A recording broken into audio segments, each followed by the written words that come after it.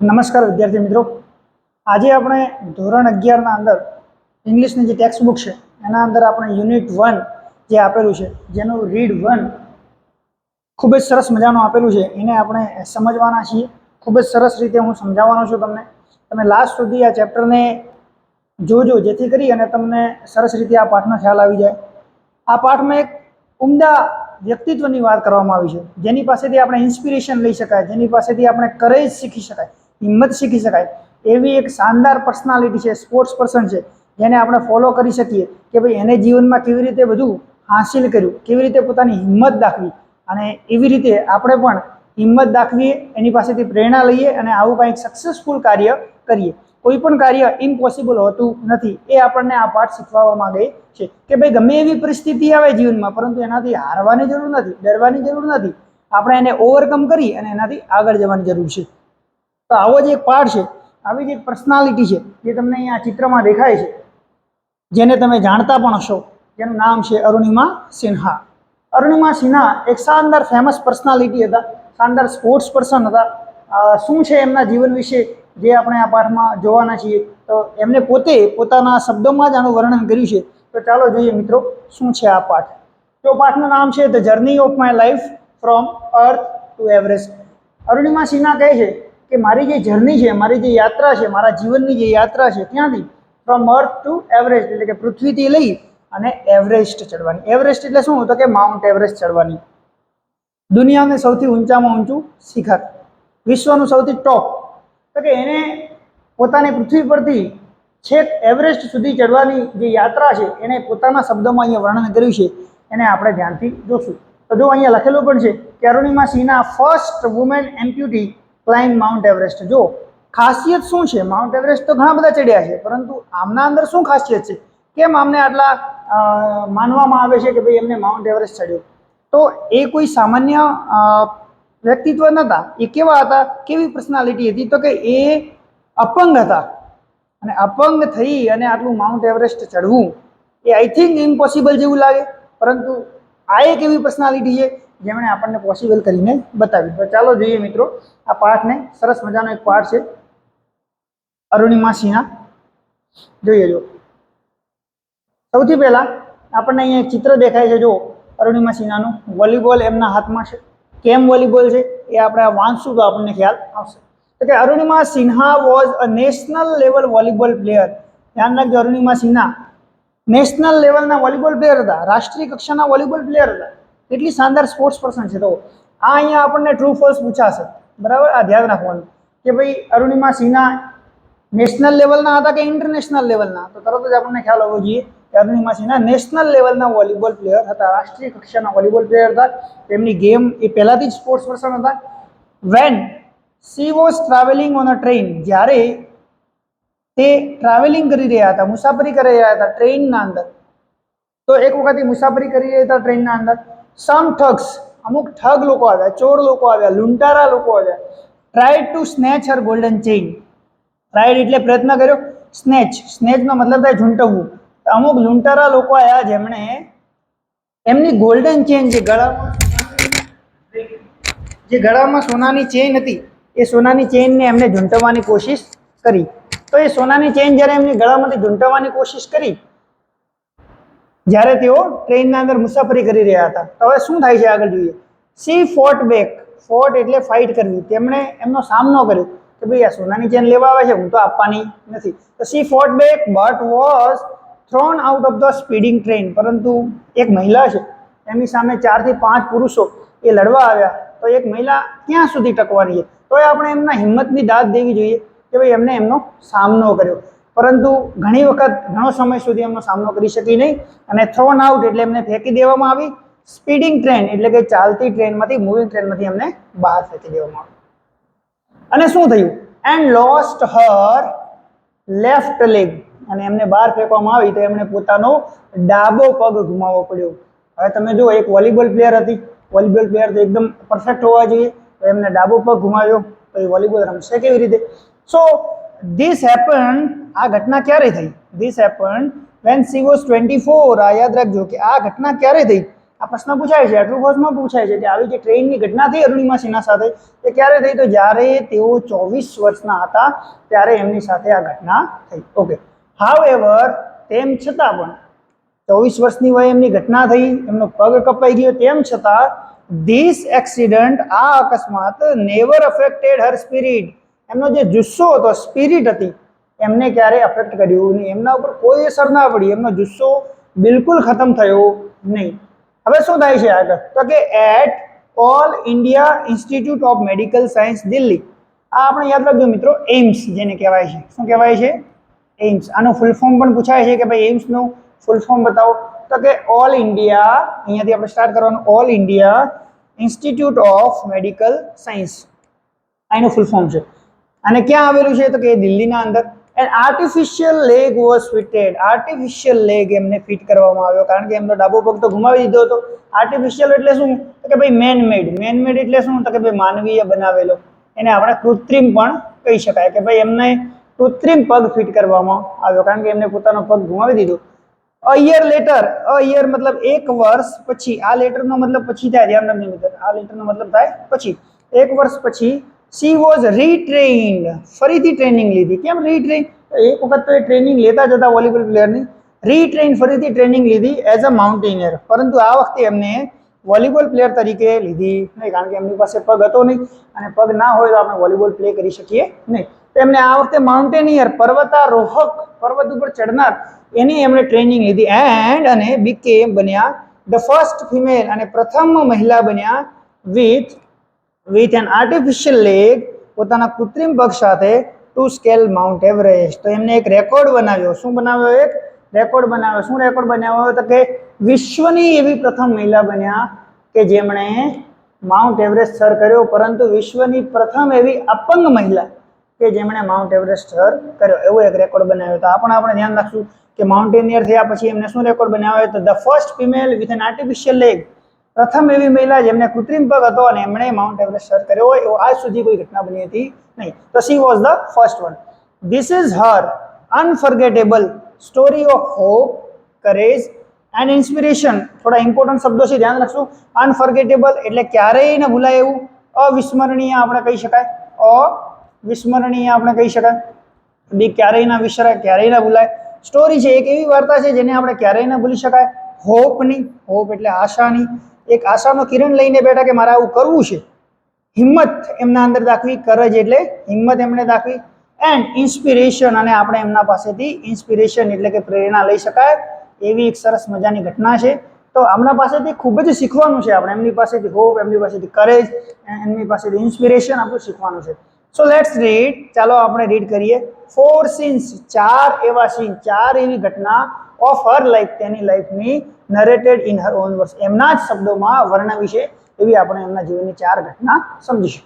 તો આના અંદર એમને એક ટૂંકમાં આપણને સમજાવી દીધું કે અરુણિમા સિન્હા કોણ હતા, પહેલા શું કરતા હતા, વોલીબોલ પ્લેયર હતા, 24 વર્ષની વયે એમની સાથે એક અકસ્માત થયો ટ્રેનના અંદર, અને એ અકસ્માતના અંદર એમને પોતાનો પગ ગુમાવવો પડ્યો, લેફ્ટ લેગ, અને પછી એમને ફરીથી ટ્રેનિંગ લીધી, એના પછી તો એમને ઇન્સ્ટિટ્યૂટમાં દાખલ કરવામાં આવ્યા એમ્સના અંદર, પછી એમને ટ્રેનિંગ લીધી, અને ટ્રેનિંગ લીધા પછી એમને માઉન્ટ એવરેસ્ટ સર કર્યો, અને પ્રથમ એવી અપંગ મહિલા બની ગયા કે જેમણે આ માઉન્ટ એવરેસ્ટ સર કર્યો હોય. ઓકે, પહેલો સીન આપણે જોઈએ છીએ. પહેલી ઘટના શું છે? તો કે આઈ હેડ સ્ટાર્ટેડ ડોઝિંગ. પહેલી જે ઘટના છે એ ટ્રેન વાળી છે, કે એમને કેવી રીતે અકસ્માત થયો, કેવી રીતે આ જે લૂંટારા લોકો આવ્યા હતા, ઠગ લોકો, એમને કેવી રીતે એમને જે ઘટના થઈ એનું આપણે વર્ણન કરશું. તો scene 1, I had started dozing. ડોઝિંગનો મતલબ થાય ઝોકા ખાવા, કે આપણને ઊંઘ આવતી ને એટલે આપણે આમ ઝોકા ખાઈએ ને એને કહેવાય ડોઝિંગ. તો આઈ હેડ સ્ટાર્ટેડ ડોઝિંગ. આઈ એટલે અરુણિમા સિન્હા પોતે વર્ણન કરે છે કે ભાઈ મને ઊંઘ આવતી હતી, ઝોકા આવતા હતા, માય આઈઝ વર ક્લોઝ, મારી આંખો તો બંધ હતી, પરંતુ માય માઇન્ડ, અહીંયા મિસ્ટેક છે, માય માઇન્ડ વોઝ અવેક, પરંતુ મારું માઇન્ડ અવેક એટલે જાગતું હતું, જાગ્રત. ઓકે, તો મારી આંખો બંધ હતી પરંતુ મારું માઇન્ડ જાગ્રત હતું, કારણ કે અર્ધ નિંદ્રામાં હતી, પૂરેપૂરી નિંદ્રામાં હતી નહીં. આઈ રિમેમ્બર, મને યાદ છે, સમવન સેઇંગ, કોઈ કહેતું હતું, that Bareilly would come after some time. Bareilly, કે હવે થોડા સમય પછી શું આવશે? બરેલી. લોકો ટ્રેનમાં બેઠા હોય તો વાતો કરતા હોય કે હવે બરેલી સ્ટેશન આવશે, તો એમને એવું સંભળાતું હતું. Okay, I was in deep thought, અને એ સમયે ખૂબ જ ઊંડા વિચારોમાં હતી. વેન આઈ ફેલ્ટ, અને જ્યારે ઊંડા વિચારોમાં હતી ત્યારે એમને મહેસૂસ થાય છે, ફેલ્ટ થાય છે, a hand tugging at my gold chain, એમણે ગોલ્ડ ચેન પહેરી છે, સોનાની ચેન પહેરી છે, એની પાસે કોઈ હાથ આવી રહ્યો હોય, ટગ એટલે કે ઝૂંટવવું, એને ખીંચવાની કોશિશ કરી રહ્યો હોય, ટગ એટલે ઝૂંટવવું અથવા તો ખીંચવાની કોશિશ કરી રહ્યો એવું લાગી રહ્યું હતું. અને જેવું એમને એવું લાગે છે, a girl's sixth sense is always her best companion. આ પણ એક ઇમ્પોર્ટન્ટ ટ્રુ ફોલ્સ માં પૂછાય છે કે ગર્લ્સ હોય, છોકરી હોય, એની સિક્સ સેન્સ, રિયલમાં ફાઇવ સેન્સ ઓર્ગેન આવશે આપણા, આઈઝ ને, નોઝ ને આ બધા, પરંતુ ગર્લ્સની સિક્સ સેન્સ એટલે શું કે પહેલાથી આપણને કંઈક ખબર પડી જાય, તો કે છોકરીને એવું જલ્દીથી ખબર પડી જાય, અને એવું જલ્દીથી ખબર પડે તો એના બેસ્ટ કમ્પેનિયન હોય. કમ્પેનિયન એટલે શું? તો કે મિત્ર. કમ્પેનિયન એટલે શું? તો કે મિત્ર, ફ્રેન્ડ. તો કે છોકરીઓને જનરલી પોતાની સિક્સ સેન્સ એ પોતાનો બેસ્ટ ફ્રેન્ડ હોય. Okay, I ઇન્સ્ટિંક્ટિવલી open my eyes, અને જેવું એને મહેસૂસ થયું કે કોઈ હેન્ડ અહીંયા છે, કોઈ હાથ અહીંયા છે, ખેંચવાની કોશિશ કરે છે, તરત જ ઇન્સ્ટિંક્ટિવલી શું થાય છે? ઓપન આઈઝ, એની આંખો ખોલી નાખે છે, એન્ડ સો, અને જોયું 4 or 5 young men around me, અને જોયું કે 4 થી 5 પુરુષો, યંગ પુરુષો, યુવાન પુરુષો એની આજુબાજુ હતા. હવે શું થાય છે જોઈએ. ધેર ડ્રંકન લુક્સ, ડ્રંકન એટલે નશાની હાલતમાં, એમનો જે લુક્સ હતો, એમને દેખાવ હતો કે એમને ડ્રિંક કરેલું હતું, એન્ડ બિહેવિયર, અને એમનું જે વર્તન હતું, gave me an inkling of their intention. ઇન્ટેન્શનનો મતલબ થાય ઈરાદો. તો હવે એમને જ્યારે જોયા કે આ 4 થી 5 યુવાન પુરુષો ત્યાં ઉભા હતા, એમને જોયા તો એમના ડ્રંકન લુક્સ હતા કે ભાઈ નશાની હાલતમાં હતા. બીજી વસ્તુ કે એમનો ઈરાદો આપણને ખબર પડી ગયો, એને ખબર પડી ગયો એનો ઇન્ટેન્શન શું છે. એનો ઇન્ટેન્શન હતો કે સોનાની ચેન ઝૂંટવવી. હવે જો સોનાની ચેન ઝૂંટવવા માટે શું પ્રયાસ કરે છે, કેવી ઘટના બને છે, તો inkling of their intention, I stood up in a flash. હવે જેવી જે બેઠી હતી અને જેવો હાથ આવ્યો, તરત જ એક ક્ષણોમાં, પલવારમાં તરત જ ઊભી થઈ ગઈ, stand up, to tell them that I had no intention of parting with my chain. અને તરત જ એમને કહેવા માટે કે મારો એવો કોઈ ઈરાદો નથી કે હું મારી ચેનના ભાગલા પાડું. પાર્ટિંગ એટલે કે ચેનના ભાગલા પાડું, તમને આપું, એવો કોઈ મારો ઈરાદો નથી. કારણ કે સ્પોર્ટ્સ પર્સન છે, સ્પોર્ટ્સ પર્સન કોઈ પણ સ્થિતિમાં હારે નહીં. સો દે કેમ ટુગેધર એટ મી, એટલે એક જણે હાથ નાખ્યો એટલે એની સામે લડવા તૈયાર થઈ ગઈ. પરંતુ જેવું એમને લાગ્યું કે આ તો આની સામે લડી લેશે, એટલે જેટલા પણ 4 થી 5 હતા બધા સાથે આવી ગયા, ટુગેધર, ભેગા થઈને સાથે આવ્યા. હવે ભેગા થઈને સાથે આવે તો શું થાય છે? જો એના પછીની ઘટના શું થાય છે, તો ઇવન ધો the compartment was full, compartment એટલે જે ડબ્બાના અંદર બેઠી હતી એ ડબ્બો ટ્રેનનો, વોઝ ફૂલ, આખો કમ્પાર્ટમેન્ટ ખીચોખીચ ભરેલો હતો. None of my fellow passenger એટલે એના સાથી મુસાફિર, got up to even inquire what was happening, એમને સાથી પેસેન્જરો જે ઉભા હતા એમની સાથે બેઠા હતા ડબ્બામાં, કોઈએ એટલી પણ તસ્દી ના લીધી કે ચાલો આપણે ઇન્ક્વાયરી કરીએ, કંઈ શોધખોળ કરીએ કે થાય છે શું. એમની સાથે બેઠા છે તોય કોઈ લોકો એમને બચાવવાની તેને કીધું કે દૂરની વાત પણ કમસે કમ જાણવાની કોશિશ તો કરે કે આ શું કરી રહ્યા છે. કોઈ એવું કર્યું નહીં.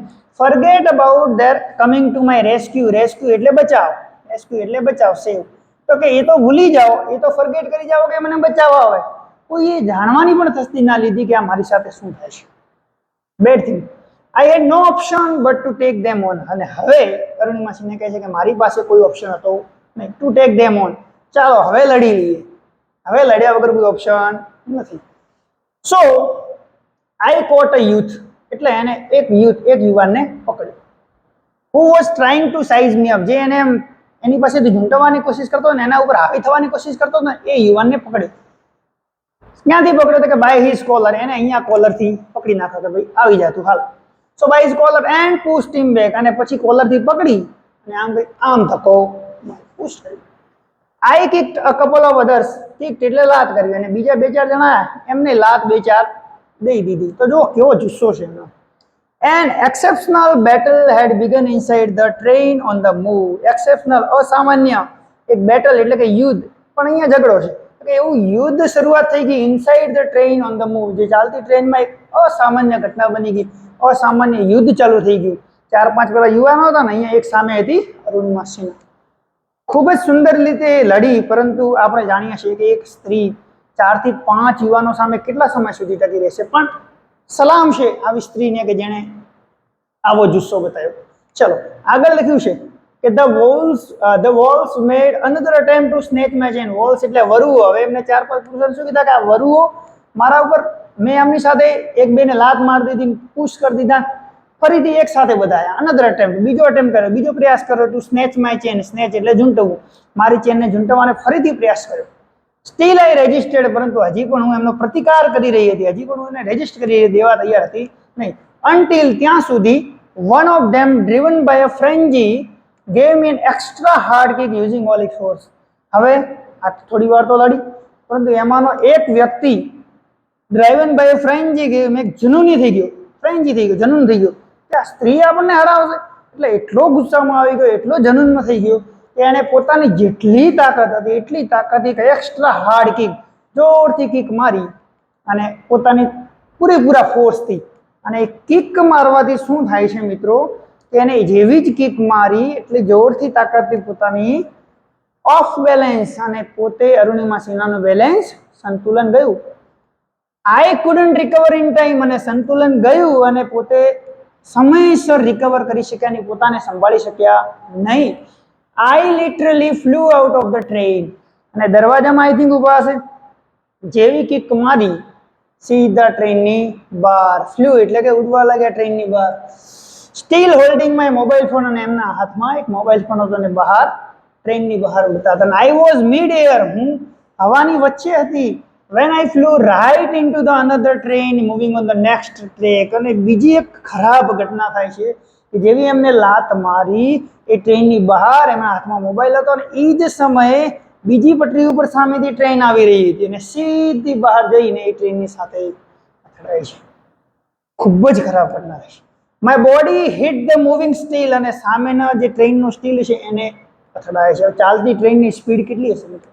એન્ડ રીબાઉન્ડેડ, અને ફરીથી રીબાઉન્ડેડ ટુ માય ટ્રેન, અને એ અહીંયાથી સીધી સામેની ટ્રેન રીબાઉન્ડ સીધી આ train.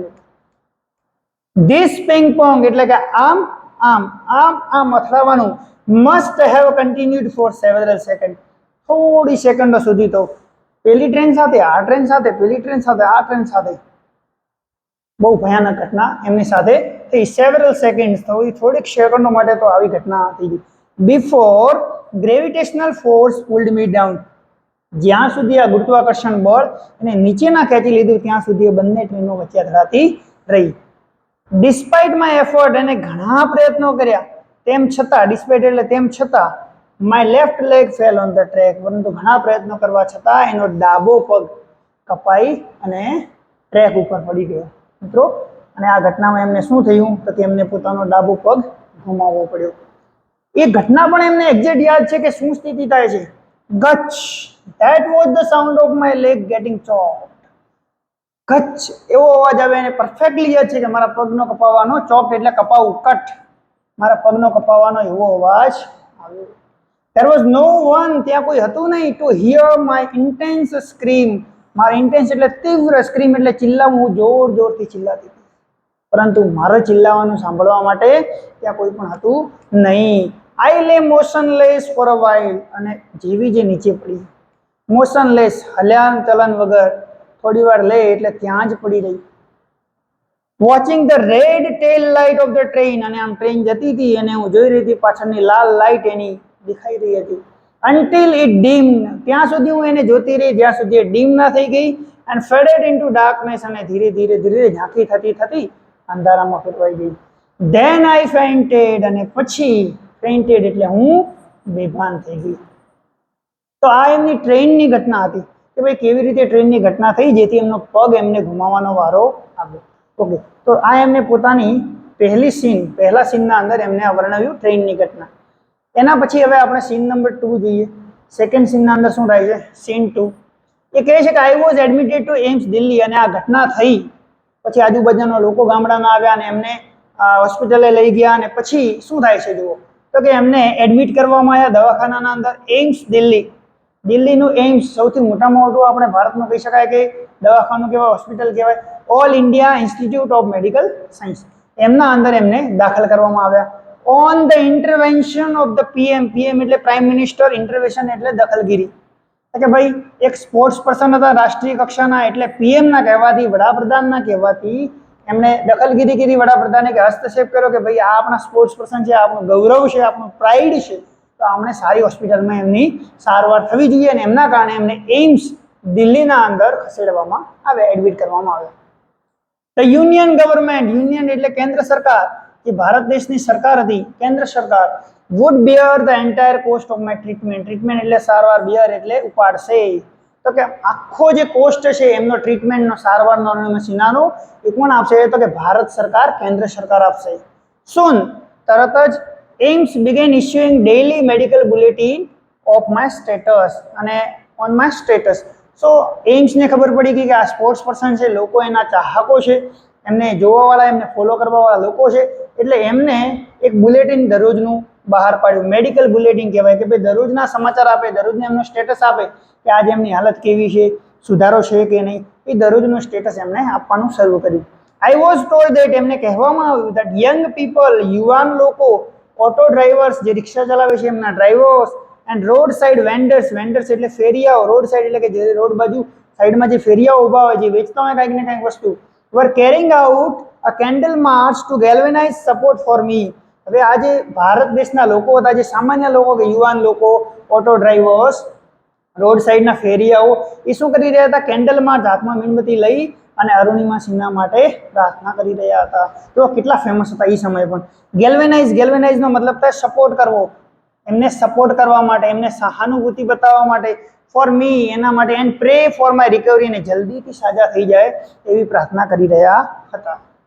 With the help of the best and the latest technology, એટલે કે સૌથી સારામાં સારી, બેસ્ટ અને લેટેસ્ટ તાજેતરની ટેકનોલોજીના કારણે, ગ્રેજ્યુઅલી, ધીરે ધીરે, I started responding to the treatment, અને જે એમની સારવાર થઈ રહી હતી એમની બોડી એ રિસ્પોન્ડ કરવા માંડી, કે ભાઈ ધીમે ધીમે સાજા થવા લાગ્યા. તો આ ભારત દેશની સર્વશ્રેષ્ઠ હોસ્પિટલ હતી અને એમની ટ્રીટમેન્ટ કેવી હોય? બેસ્ટ, અને એમની પાસે ટેકનોલોજી કેવી હોય? લેટેસ્ટ. એમના કારણે એ તરત જ ધીમે ધીમે સાજા થવા લાગ્યા. તો ચલો, એમની સ્થિતિમાં સુધાર છે, ભારત દેશના લોકોએ પણ એમને સપોર્ટ કર્યો, એમની માટે પ્રેયર કરી. આગળ શું થાય છે જોઈએ. તો વન મોર્નિંગ, એક વખત સવારે, એક દિવસ સવારે, માય બ્રધર ઇન લો, એમના બ્રધર ઇન લો કોણ? તો કે માય સિસ્ટર લક્ષ્મીસ હસબન્ડ, એટલે એમના જીજાજી. તો એની જે સિસ્ટર હતું અરુણિમા સિન્હા, એમનું નામ હતું લક્ષ્મી, એમના પતિ હસબન્ડ એટલે કે બ્રધર ઇન લો, એમના હસબન્ડનું નામ શું હતું? તો અહીંયા આપ્યું છે કે સાહિબ. તો એમના જે બ્રધર ઇન લો હતા, એમના જીજાજી હતા, સાહિબ શું કહે છે? સડનલી આસ્ક મી, અચાનક મને પૂછી લીધું. શું પૂછ્યું? હવે એમનો જે ગોલ એ પૂછે છે કે એવરેસ્ટ ચડોગી? અચાનક એમના જીજાજી એક દિવસ સવારે એમ બેઠા બેઠા, Everest ચડોગી? He had just read an interesting piece of information in the newspaper. કેમ આવું કીધું કે એવરેસ્ટ ચડોગી? તો તેમણે એક ઇન્ફોર્મેશન, માહિતી વાંચી ઇન ધ ન્યૂઝપેપર, એક રસપ્રદ માહિતી વાંચી. શું માહિતી હતી? તો કે નો ફિમેલ એમ્પ્યુટી હેડ એવર સ્કેલ્ડ એવરેસ્ટ. આજ સુધી કોઈ પણ એવી અપંગ મહિલા, એમ્પ્યુટી એટલે હેન્ડીકેપ, અપંગ, કોઈ પણ એવી અપંગ મહિલા નથી કે જેમણે માઉન્ટ એવરેસ્ટ સર કર્યો હોય. તરત જ એમની સામે અરુણિમા સિન્હા દેખાઈ, અપંગ મહિલા. ત્યાં જ વાંચ્યું ન્યૂઝપેપરના અંદર, આજ સુધી કોઈ પણ એવી અપંગ મહિલા નથી કે જેમણે માઉન્ટ એવરેસ્ટ સર કર્યો. તરત જ એમના મગજમાં આવ્યું, એવરેસ્ટ ચડોગી? આઈ વોઝન્ટ અમ્યુઝ, અમ્યુઝ એટલે ખુશ થવું. હું ખુશ થઈ નહીં, કારણ કે ત્યારે એમના મગજમાં હતું નહીં કે આપણે આવું કઈ કાર્ય કરવું છે. I have lost a leg and you are talking of Mount Everest. મેં મારો પગ ગુમાવ્યો છે અને તમે માઉન્ટ એવરેસ્ટની વાત કરો છો? How it is possible? કેવી રીતે એ પોસિબલ થશે? આઈ started talking to myself. મારી પછી જેવું એણે કીધું કે મેં મારો પગ ગુમાવ્યો છે અને તમે માઉન્ટ એવરેસ્ટની વાત કરો છો, પછી પોતે ને પોતે પોતાની સાથે વાતચીત કરવા લાગ્યા. I started talking to myself, મારી સાથે શું વાત કરે છે જાતે મનમાં. If I could take a shot, જો હું એક વખત આ શોટ લઈ લઉં એટ એવરેસ્ટ, કોશિશ કરી નાખું, એન્ડ સક્સીડ, અને જો સફળ થઈ ગઈ, I would become the first female amputee to hold that record. એક રેકોર્ડ બની જશે દુનિયામાં. આજ સુધી એવું નથી થયું કે કદાચ હું ટ્રાય કરું ને સક્સીડ થઈ ગઈ, રેકોર્ડ બની જશે. ચાલો ટ્રાય કરીએ. I thought about it for some time, થોડા સમય માટે વિચાર્યું, and then conveyed, અને પછી એને ઈચ્છા જાહેર કરી, ટુ સાહિબ my willingness to take up the challenge. ચલો આને ચેલેન્જ તરીકે લઈએ. વિલિંગનેસ, પોતાનો રાજીપો બતાવ્યો કે ચાલો આપણે, હું તૈયાર છું, ચાલો કરીએ. જોઈએ હવે એમને નક્કી કરી નાખ્યું શું? માઉન્ટ એવરેસ્ટ ચડવાનું. જોઈએ હવે કેવી રીતે ચડે છે. શું જવાબ આપ્યો એમને હિન્દીમાં? ઠીક હે હમ કરેંગે. ચાલો ઠીક છે, આપણે કરીએ. I said I now had something to look forward to. હવે એને પોતાની જાતને કહ્યું, હવે મારી પાસે કંઈક આગળ વધવા માટેનું છે. શું છે? આ મિશન, મારી પાસે એક મિશન છે. આ ગોલ, મારી પાસે એક ગોલ છે. એન્ડ રીઝન ટુ ડ્રીમ, અને એક કારણ છે સ્વપ્ન જોવાનું. કયું સ્વપ્ન? માઉન્ટ એવરેસ્ટ ચડવાનું. હવે એમની પાસે જીવન જીવવાનું એક કારણ આવી ગયું, રેડી થઈ ગયા. It was not going to be easy, પરંતુ એ જાણતા હતા કે it was not going to be easy, આસાન થવાનું નથી. But throughout my life nothing had come easy, પરંતુ એ પણ વિચારે છે કે આખા જીવન દરમિયાન મારી પાસે શું આસાનીથી આવ્યું છે? કોઈ પણ વસ્તુ આસાનીથી આવી નથી. તો આને હું શા કામ વિચારું કે આ આસાન આવશે? આઈ felt like I was Born again. ત્યારે એમને મહેસૂસ થયું, ઓહો, મારો ફરીથી જન્મ થયો છે. Then I started waiting for my artificial limb to arrive. Artificial એટલે કૃત્રિમ, limb એટલે આપણે પગ ને હાથ ને એમને limb કહીએ. એટલે હવે હું વેઇટિંગ કરી રહી હતી, રાહ જોઈ રહી હતી કે મારો કૃત્રિમ પગ ક્યારે આવે. કારણ કે એમને એક પગ તો કપાઈ ગયો, તો કૃત્રિમ પગ આવે એને ફિટ કરે પછી જે કરી શકે, તો એના માટે વેઇટિંગ કરી રહી હતી. હવે જોઈએ શું થાય છે. When it finally arrived, અને જ્યારે ફાઇનલી આવે છે artificial limb, I was overjoyed. એની ખુશીનો કોઈ પાર નથી, ખૂબ જ ખુશ થઈ ગઈ. Then artificial leg felt almost like my real leg. અને જેવો એને ફિટ કર્યો આર્ટિફિશિયલ લેગ, એને એમ લાગ્યો કે એને તો પગ કપાયો જ નથી, આ તો રિયલ લેગ છે, બંને પગ સાચા છે, એવું એને ફીલ થવા લાગ્યું. I could hardly feel the difference. એને મતલબ લાગતું જ નહોતું કોઈ ડિફરન્સ કે હોય, મતલબ બહુ હાર્ડલી, નોર્મલ પોઈન્ટમાં, આપણે પોઈન્ટમાં ડિફરન્સ એને લાગતો હોય. I had started falling in love with the stranger. અને એને કહ્યું કે હું આ સ્ટ્રેન્જરની સાથે પ્રેમમાં પડી ગઈ છું. સ્ટ્રેન્જર એટલે અજાણ્યું. અજાણ્યું કોણ? તો અહીંયા આર્ટિફિશિયલ લિમ્બની વાત છે કે ભાઈ કૃત્રિમ પગ આવ્યો ને એ અજાણ્યો હતો એની પાસે, કારણ કે એનાથી જાણતી નથી. તો આ સ્ટ્રેન્જરની પાસે, સ્ટ્રેન્જરની સાથે પ્રેમમાં પડી ગઈ. whom I was wedded for life. અને પછી મેં એની સાથે લગ્ન કરી લીધા. મેં એવું માની લીધું કે આ ભાઈ આપણો સાથીદાર છે, કારણ કે એને પોતાના જીવનનો સાથી બનાવી લીધો. I had set my eyes on a mountain and I needed to prepare myself with the help of the stranger. અજાણ્યા વ્યક્તિ સાથે મારે હવે તૈયારી કરવાની છે. મેં મારી આંખો જમાવી લીધી ક્યાં? માઉન્ટેન ઉપર, કે ત્યાં આપણે ચડવાનું છે. અને આ સ્ટ્રેન્જર જે છે, અજાણ્યો જે પગ છે, એની સાથે આપણે પ્રિપરેશન હવે તૈયાર કરવી પડશે. ચાલો હવે જોઈએ એની કેવી પ્રિપરેશન તૈયાર થાય છે. તો નેક્સ્ટ એ પ્રિપરેશન તૈયાર કરે છે. સીન 3 ના અંદર એ વર્ણવે છે. On 28th February 2012, 28મી ફેબ્રુઆરી 2012 ના દિવસે, ઓલમોસ્ટ અ યર આફ્ટર, એક વર્ષ પછી, I was pushed out of the train. એટલે કે 28 ફેબ્રુઆરી 2012 ના લગભગ એમને એક વર્ષ થવા આવ્યું એમને ટ્રેનની બહાર ફેંક્યા નહીં. I set out for the training institute. હવે તૈયાર થઈ ગઈ, ટ્રેનિંગ ઇન્સ્ટિટ્યૂટમાં ગઈ, જ્યાં એમને ટ્રેનિંગ લેવાની છે, માઉન્ટેનિયર બનવાની. બચેન્દ્રી પાલ, ત્યાં નિયર ઉત્તરકાશી, બચેન્દ્રી પાલ એક ટ્રેનિંગ ઇન્સ્ટિટ્યૂટ બનાવ્યું હતું. બચેન્દ્રી પાલ કોણ? તો સૌપ્રથમ મહિલા ભારતની કે જેમણે માઉન્ટ એવરેસ્ટ સર કર્યો. તો ઉત્તરકાશી પાસે એમણે ટ્રેનિંગ ઇન્સ્ટિટ્યૂટ ખોલ્યું હતું. એના માટે અરુણિમા સિન્હા તૈયાર થાય છે. I called up Bachendri Pal, ને બચેન્દ્રી પાલને કહ્યું to tell her that we had reached Uttarkashi. એમને બચેન્દ્રી પાલને કોલ કરીને કીધું કે ભાઈ અમે ઉત્તરકાશી પહોંચી ગયા છીએ. She was surprised at how quickly I had reached. અને અરુણિમા સિન્હા આટલી ઝડપથી આવી ગઈ, હાઉ ક્વિકલી. આવું બચેન્દ્રી પાલે ક્યારે વિચાર્યું નતું. બચેન્દ્રી પાલ એકદમ સરપ્રાઈઝ થઈ ગયા, આશ્ચર્યચકિત થઈ ગઈ કે એની પાસે પગ નથી ને આટલી ઝડપથી આવી ગઈ Uttarkashi. After this my confidence sky rocketed. એનો જે આત્મવિશ્વાસ હતો ને અરુણિમા સિન્હાનો, એ સ્કાય રોકેટ, આકાશની સ્થિતિ પહોંચવા લાગ્યો કે આમ ઝડપથી. જેવું બચેન્દ્રી પાલે કીધું કે ઓહો આટલી ઝડપથી આવી ગઈ, તો અરુણિમા સિન્હાને લાગ્યો કે વાહ શું વાત છે. એનો કોન્ફિડન્સ એકદમ વધી ગયો. Bachendri Pal always pumped fresh confidence in me. Bachendri Pal હંમેશા એના અંદર ફ્રેશ, નવો આત્મવિશ્વાસ ઉમેરતી. Arunima, you are far better than others. એ હંમેશા કહેતી કે અરુણિમા તું તો આ બધા કરતા ઘણી આગળ છે, બહુ સારી છે. These people seem to have be suffering from handicap. મને તો એવું લાગે છે કે આજે બીજા લોકો છે ને એ હેન્ડીકેપ છે, એ અપંગ છે, નોટ યુ, તું નથી. આઈ એમ પ્રાઉડ ઓફ યુ. મને તારા પર ગર્વ છે, ખૂબ જ ગર્વ છે તારા ઉપર. હવે જો બચેન્દ્રી પાલ કેટલો કોન્ફિડન્સ એના અંદર પંપ કરે છે, કેવા એના વિશે સારી સારી બાબતો કહે છે કે તું હેન્ડીકેપ નથી લાગતી, આ બીજા લોકો હેન્ડીકેપ લાગે છે. બટ પરંતુ ધ્યાન રાખજો, before Everest expedition you will have to prove yourself. Expedition એટલે જોખમી આરોહણ, એટલે કે એવી યાત્રા કે જે જોખમી છે. તો એવરેસ્ટની યાત્રા કોઈ આસાન નથી, એ તો બધા ચડી જાવ, એટલી આસાન નથી. એને કીધું કે એવરેસ્ટ આપણે ચડવા જશું ને એ જોખમી યાત્રા છે, you will have to prove yourself. આટલાથી નહીં ચાલે, તારી જાતને તારે સાબિત કરવી પડશે. મને લાગશે કે તે સાબિત કર્યું છે ત્યારે જ હું તને આના માટે પરમિશન આપીશ.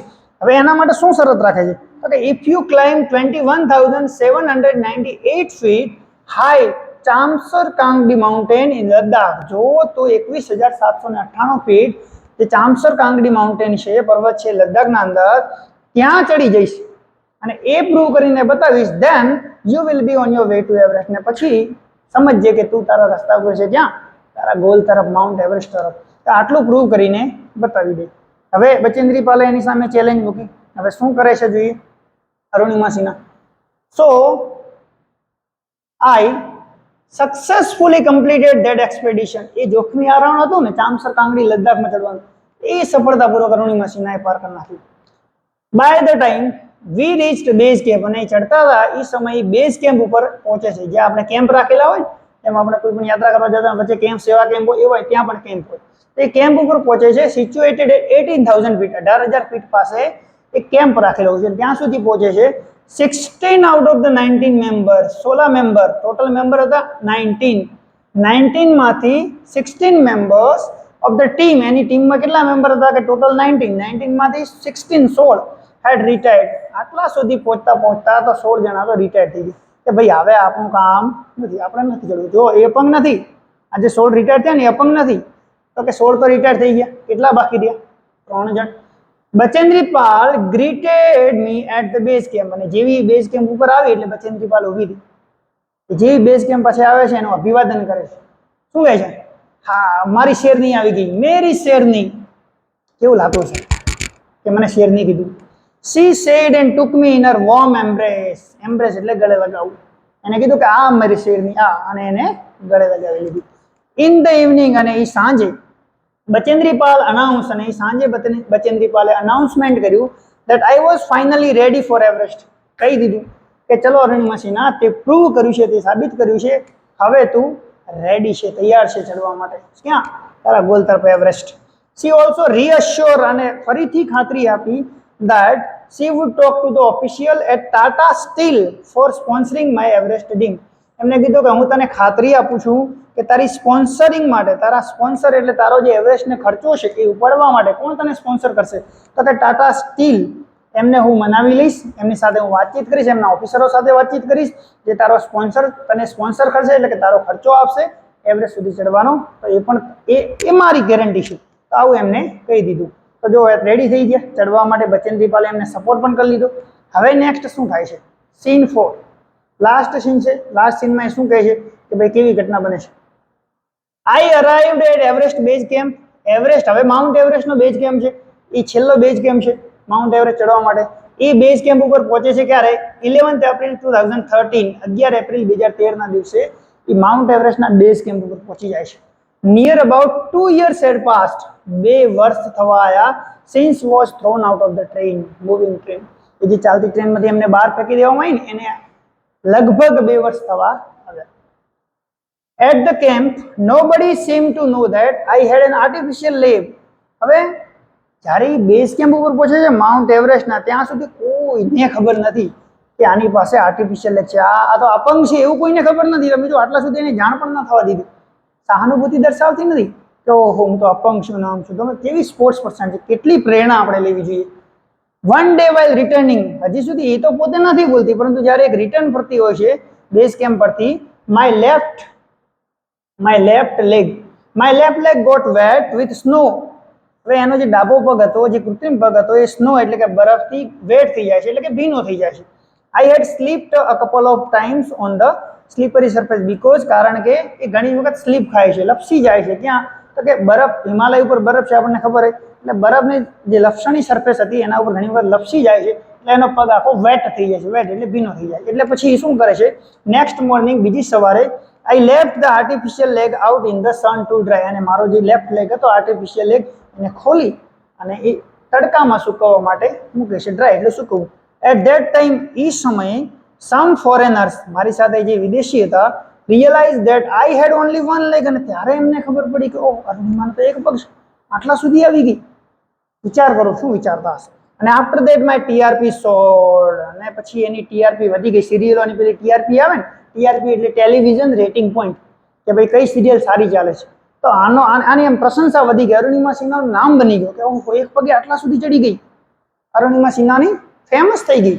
ચલો હવે જોઈએ શું થાય છે આગળ. તો ત્યારે બધાને ખબર પડી. હવે ઇન માય ફાઇનલ એક્સપિડિશન, જોખમી આરણ જે હતું છેલ્લે ચડવાનું માઉન્ટ એવરેસ્ટ, અંતિમ હવે સ્ટેપ હતું ટુ સાગરમાથા.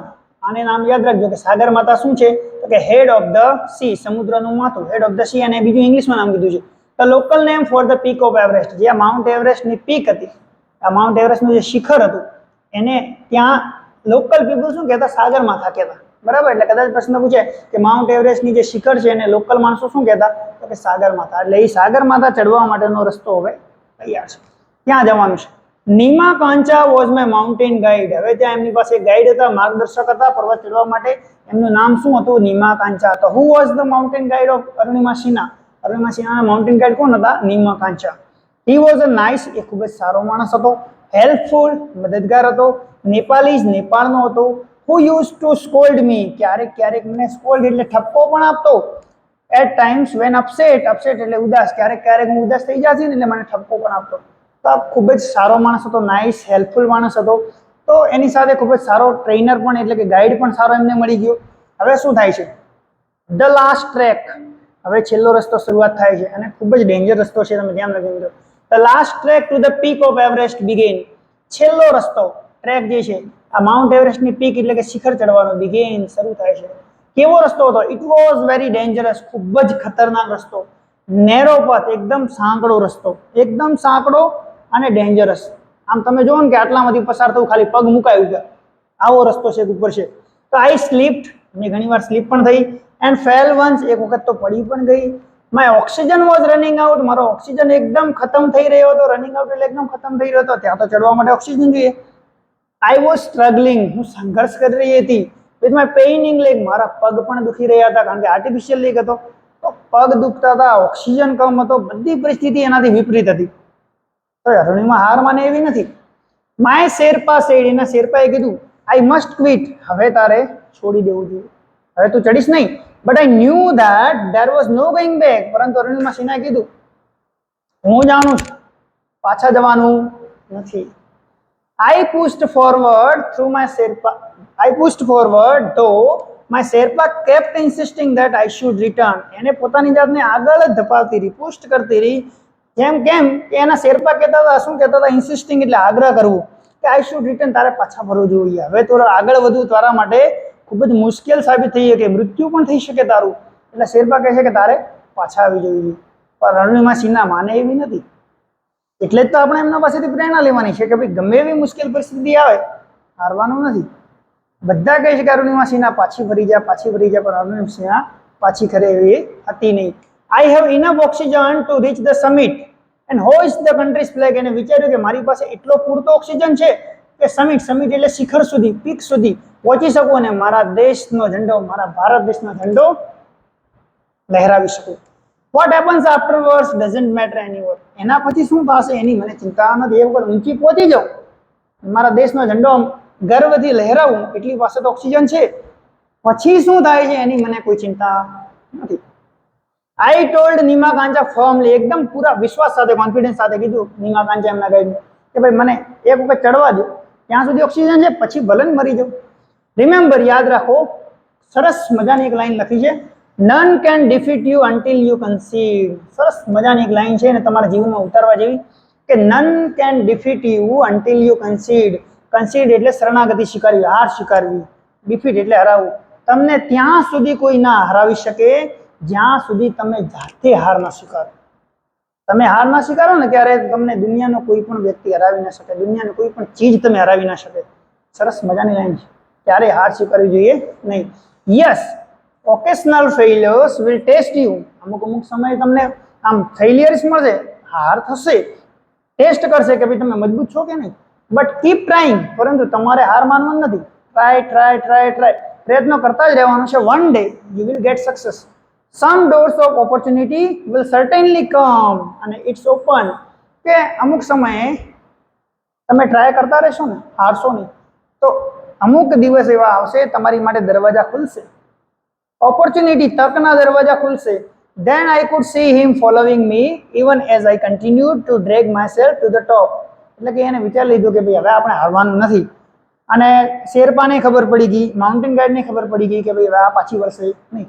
એટલે અરુણિમા સિન્હા આગળ વધે છે ને એને પાછળ જોયું તો એ પાછળ પાછળ કન્ટિન્યુ કરી રહ્યા હતા, drag myself to the top, અને પોતાની જાતને ડ્રેગ એટલે ઘસેડતી ઘસડતી ઘસડતી આગળ વધી રહી હતી. ચડી શકવાની હાલત હતી નહીં, પોતાને ઘસડતી હતી. The drag walk drag continue till it finally happen, અને એટલા સુધી ઘસડતી ઘસડતી ઘસડતી ઘસડતી આગળ જતી રહી ત્યાં સુધી ટોપ ના આવ્યું. હવે શું થાય છે? ટોપ સુધી પહોંચી જાય છે. એની પાસે હિંમત નથી. તમે જો હિંમત હારતી નથી, એમની પાસે એટલી તાકાત નથી, શક્તિ નથી, તોય હવે ઉપર પહોંચે છે તો શું જોવે છે? સૌથી ઉપર દુનિયાના શિખર ઉપર. The top is small 20x20 ice table. જાણે કે 20x20 નો આઈસ નો ટેબલ હોય ને, એક ટેબલ હોય બરફનો, 20x20 નો એટલું જ ટોપ હતું. I saw several flags of various countries fluttering proudly. ગર્વથી ત્યાં મેં જોયા કે અમુક દેશના ફ્લેગ જે હતા, અમુક દેશના જે ઝંડા હતા તે આમ ફરકી રહ્યા હતા, આમ ગર્વથી ફરકી રહ્યા હતા, કારણ કે એના પહેલા પણ ઘણા બધા ચડી ચૂક્યા હતા. I had lived this movement so many times in my mind. આ મૂવમેન્ટને હું મારા મગજમાં આમ તેમ ફીલ કરી રહી હતી, જીવી રહી હતી. કેટલા વર્ષની મહેનત. that I didn't have to be told that finally I had arrived. અને મારે હવે કોઈને કહેવાની જરૂર નથી કે લો હું પહોંચી ગઈ. કોઈને કહેવાની જરૂર હતી નહીં. ક્યારે પહોંચે છે? એન્ડ 10:55 AM, 10 વાગે 10:55 AM, એટલે સવારના 10:55 થયા હતા. પણ 21st May 2013, 21મી મે 2013 ના સવારના 10:55 સૌથી દુનિયાના ટોપ ઉપર, I was on the top of the world, દુનિયાના ટોપ, દુનિયાના શિખર ઉપર હું પહોંચી ગઈ હતી. તો ઘણા બધા પ્રશ્નો આમાંથી પૂછાશે.